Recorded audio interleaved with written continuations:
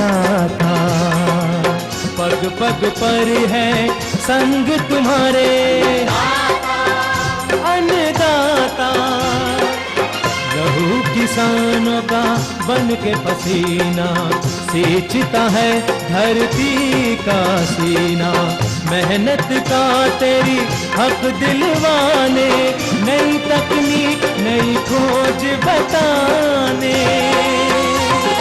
पशुधन को गुणवान बनाना, पौध सुरक्षा को सिखलाना, खेती के सब गुर समझाने, भारत का सरताज बनाने। आठों पहर है संग तुम्हारे अन्नदाता, अन्नदाता। नमस्कार, मैं हूं कात्यायनी चतुर्वेदी और आप सभी दर्शकों का अन्नदाता कार्यक्रम में बहुत स्वागत करती हूं। हर रोज की तरह कार्यक्रम में हम लेकर आते हैं खेती बाड़ी से जुड़ी हुई बहुत सारी लाभकारी जानकारियां। तो फिर चलिए सबसे पहले देखते हैं क्या है विशेष आपके लिए आज के कार्यक्रम में।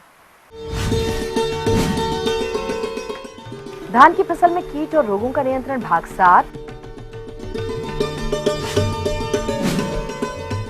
अधिक उत्पादन प्राप्त करने हेतु मूली की बुआई विधि पर जानकारी।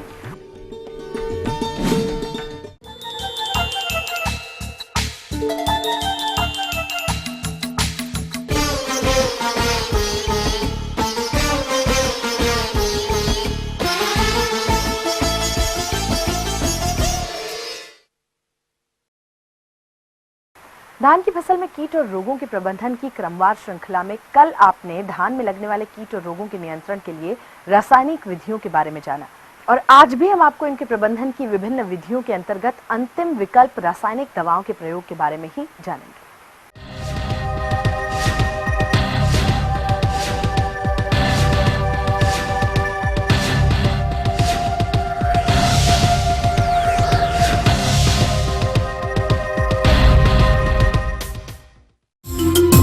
समेकित जीव प्रबंधन में आखिरी विकल्प रासायनिक कीटनाशकों का प्रयोग।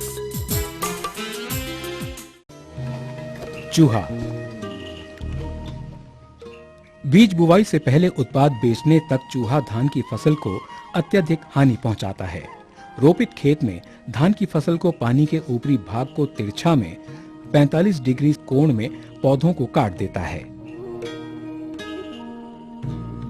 तथा दुग्ध अवस्था में इसका प्रकोप सबसे ज्यादा होता है। इस समय यह दूसरा आहार नहीं लेता है। दानों को काटकर ले जाकर अपने बिलों एवं सुराखों में जमा करता है तथा अपने लिए खाद्य का प्रबंधन करता है। अधिक चौड़ाई वाले मेड़ तथा खरपतवार वाले क्षेत्र इसका निवास स्थल हैं। धान की कटाई के बाद खेतों एवं खलियानों, गोदामों एवं घर में रखे धान को चूहे काफी हानि पहुंचाते हैं। यदि इनका अधिक प्रकोप हुआ तो किसानों को लागत भी मिलना मुश्किल हो जाती है। ऐसे उदाहरण वाले किसान काफी देखे गए हैं। चूहे का नियंत्रण। चूहा प्रकोपित वाले गांवों एवं क्षेत्रों के सभी किसानों को सामूहिक रूप से मिलकर नियंत्रण करना चाहिए। यदि प्रकोपित क्षेत्र में एक साथ नियंत्रण कर लिया जाए तो प्रकोप नहीं के बराबर होता है। खेतों में खड़ी फसल हो या ना हो तो भी खरपतवार नियंत्रण पर ध्यान देना चाहिए। साथ ही साथ खेत के मेढ़ों की चौड़ाई कम करके उनके सुरागों एवं बिलों को बनने से रोकना चाहिए तथा क्षेत्र के सभी किसानों को एक साथ धान की रोपाई करनी चाहिए। यांत्रिकी विधि में चूहेदानी का प्रयोग। फसल की प्रारंभिक अवस्था में ही चूहेदानी का प्रयोग करके चूहे का नियंत्रण करना चाहिए। सुबह 8 बजे से शाम 5 बजे से पहले चूहे के सुरागों एवं बिलों को धुआं करके चूहों को मारने का उपाय करना चाहिए। इस विधि से ब्लोअर पाइप को चूहे के छेद में डालकर उसके उपरांत धुआं बाहर न आने के लिए गीली मिट्टी से सुराखों एवं बिलों को बंद कर दें। 2 से 3 मिनट तक धुआं करने से बिना ऑक्सीजन के चूहे मर जाते हैं।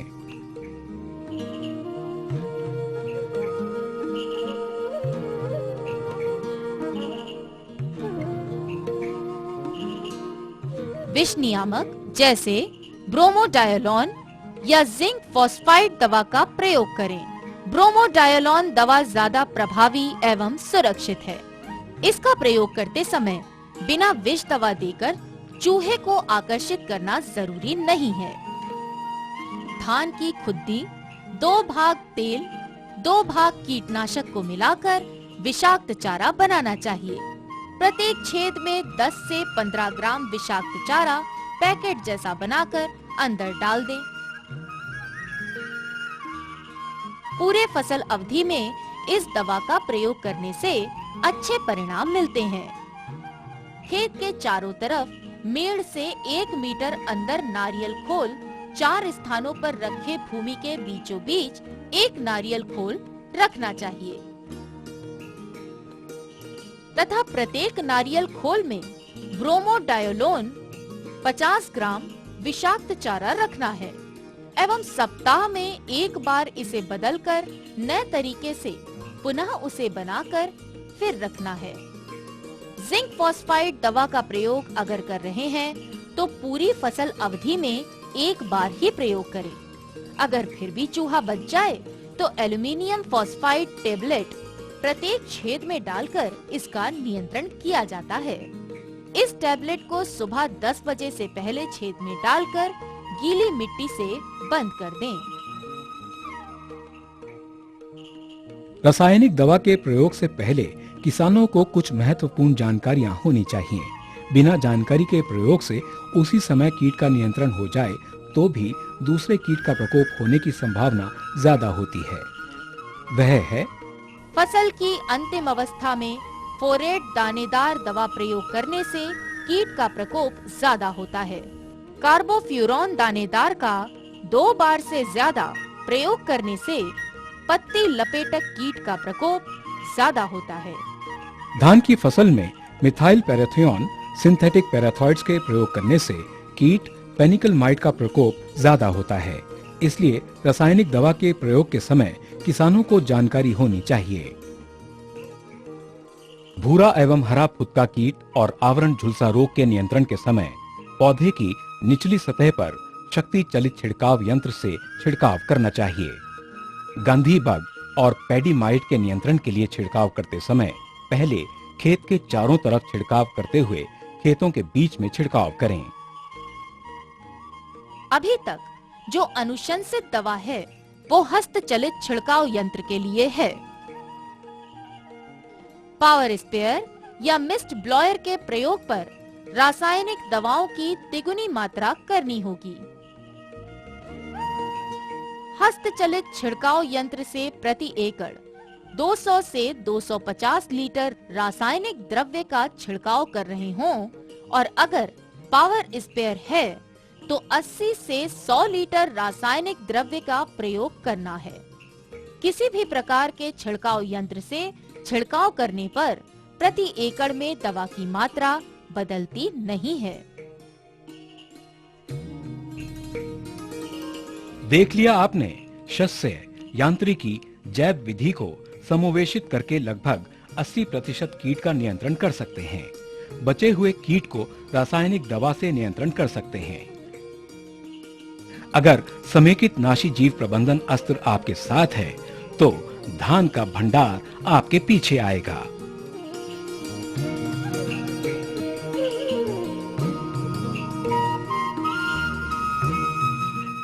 तो ये थी कुछ उपयोगी जानकारियां। अब लेते हैं एक बहुत छोटा सा ब्रेक, जल्द लौटेंगे और कार्यक्रम में आगे है महत्वपूर्ण जानकारियां। बने रहिए हमारे साथ।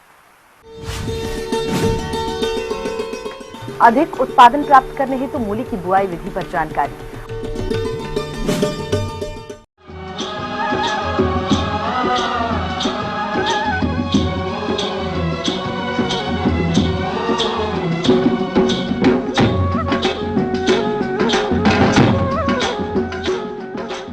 ब्रेक के बाद आपका एक बार फिर से बहुत स्वागत है अन्नदाता कार्यक्रम में। बढ़ते हैं अपनी अगली प्रस्तुति की ओर।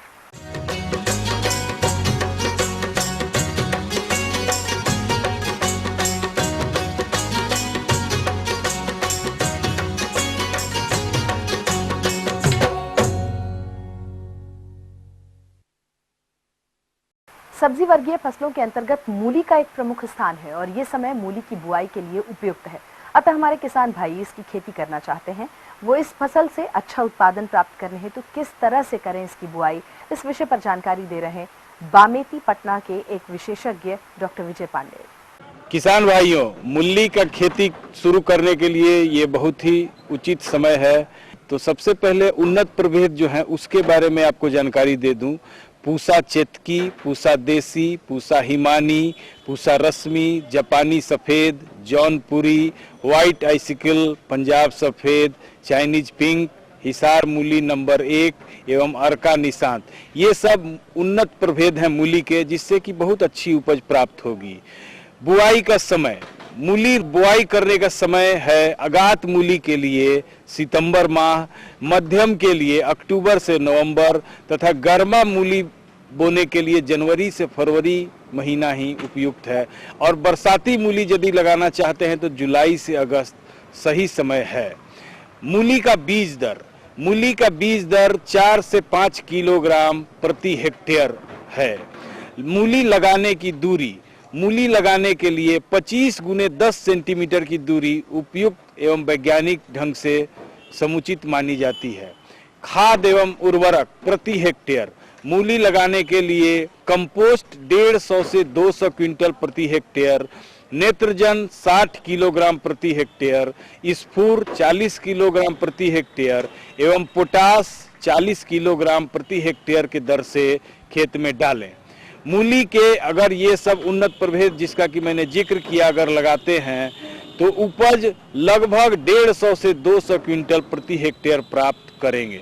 मूली में ज़्यादातर बीमारी जो होती है सफ़ेद रस्ट और फल गलन, तो सफ़ेद रस्ट को रोकने के लिए 2 किलोग्राम मैंकोजोब को 800 लीटर पानी में घोल बनाकर प्रति हेक्टेयर की दर से खड़ी फसल पर छिड़काव करना चाहिए।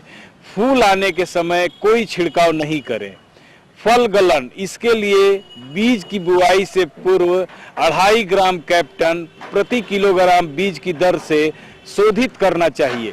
साथ ही फॉर्मेल्डिहाइड 160 से 175 मिलीलीटर का 2.5 लीटर पानी में घोल बनाकर प्रति वर्ग मीटर भूमि का शोधन करना चाहिए। इसके अतिरिक्त फसल पर 2 किलोग्राम मैंकोजेब या जिनेब प्रति हेक्टेयर की दर से 800 से 1000 लीटर पानी में घोलकर छिड़काव करते रहना चाहिए, जिससे कि आपका मूली, गाजर, सलगम वगैरह सभी सुरक्षित रहेंगे। आगे और भी बहुत कुछ रोचक जानकारियां हैं आपके लिए, लेकिन यहाँ पर एक बहुत छोटे से कमर्शियल ब्रेक के लिए रुकेंगे, जल्द हाजिर होते हैं। आइए झारखंड की सैर पर चलते हैं।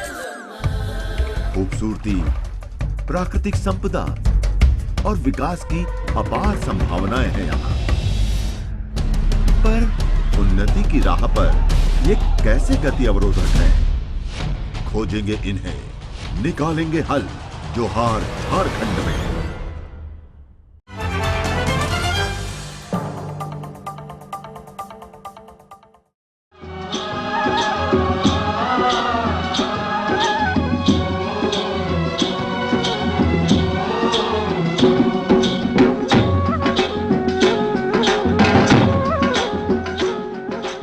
ब्रेक के बाद आप सभी दर्शकों का एक बार फिर से बहुत स्वागत है। चलिए अब रुख करते हैं अपनी अगली कड़ी की ओर।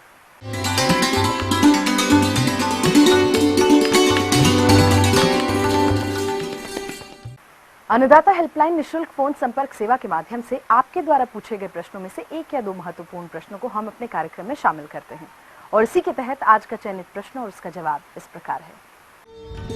निःशुल्क अन्नदाता हेल्पलाइन में आज हमने जिस प्रश्न को शामिल किया है उसे पूछा है मुजफ्फरपुर के सत्य प्रकाश सिंह ने। आपने लीची के बाग में देखरेख प्रबंधन पर जानकारी चाहिए है, तो इसके लिए देखिए कार्यक्रम का यह अंश।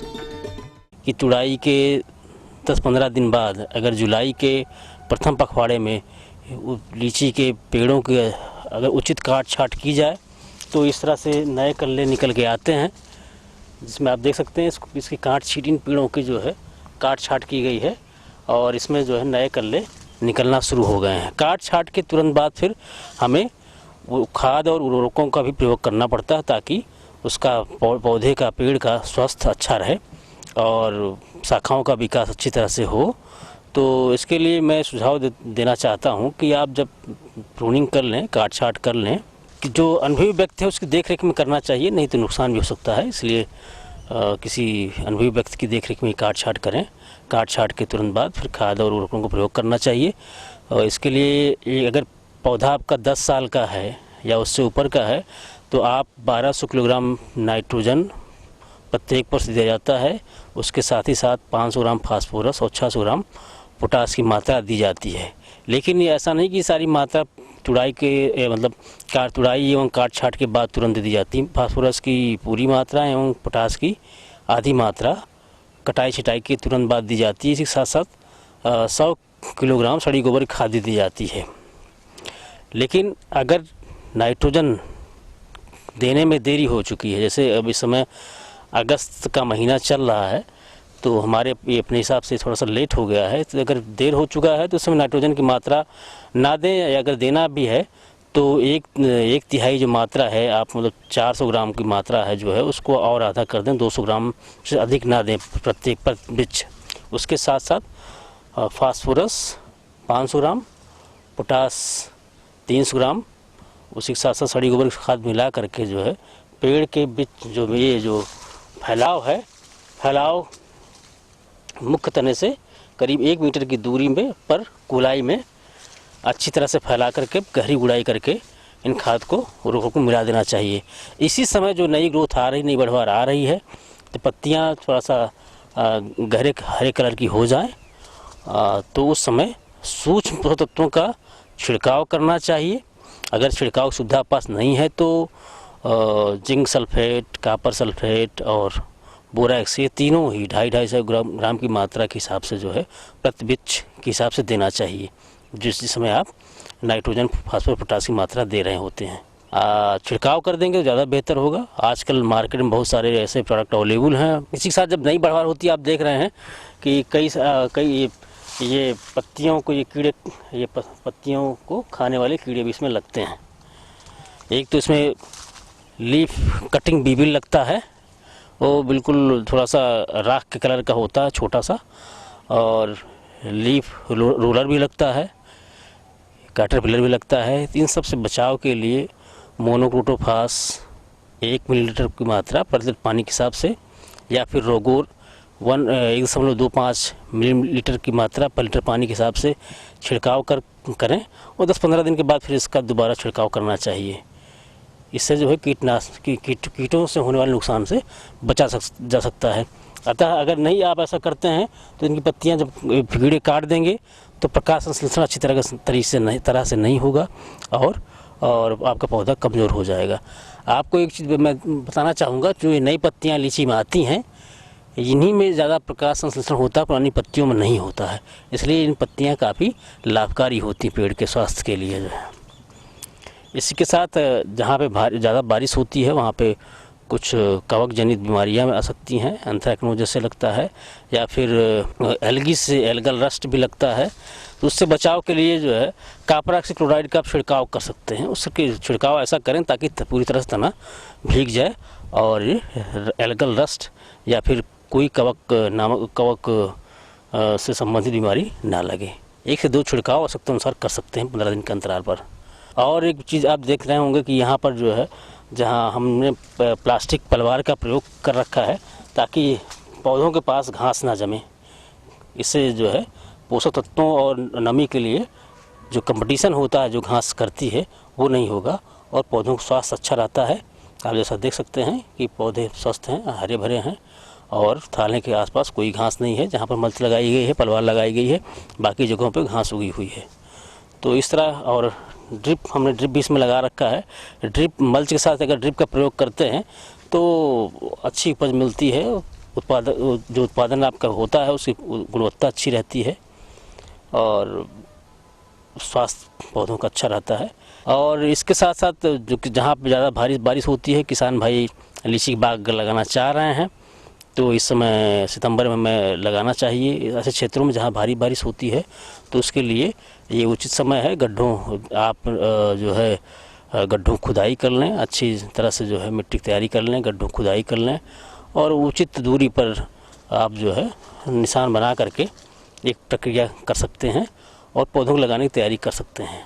पौधा लगाने के लिए आप जो अच्छी किस्में हैं लीची की, जैसे रोज सेंटेड हो गई, चाइना हो गई, कलकतिया हो गई, बेदाना हो गई, इन किस्मों को आप अब विश्वसनीय नर्सरी से लेकर के लगा सकते हैं सितंबर के महीने में।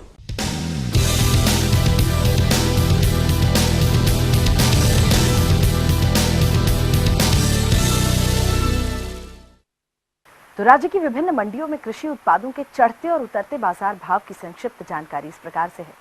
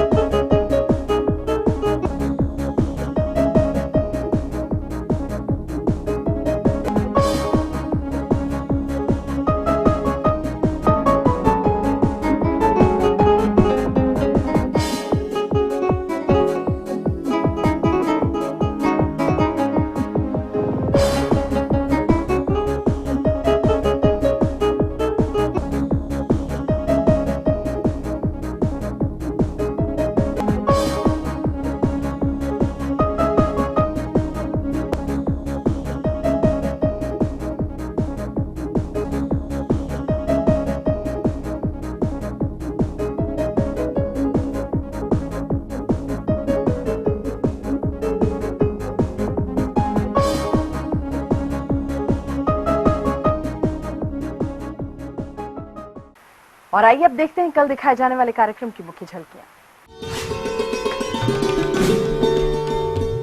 गुणवत्ता युक्त टसर रेशम पालन हेतु कोयों की देखभाल, हल्दी की अच्छी उपज के लिए फसल में प्रबंधन कार्य।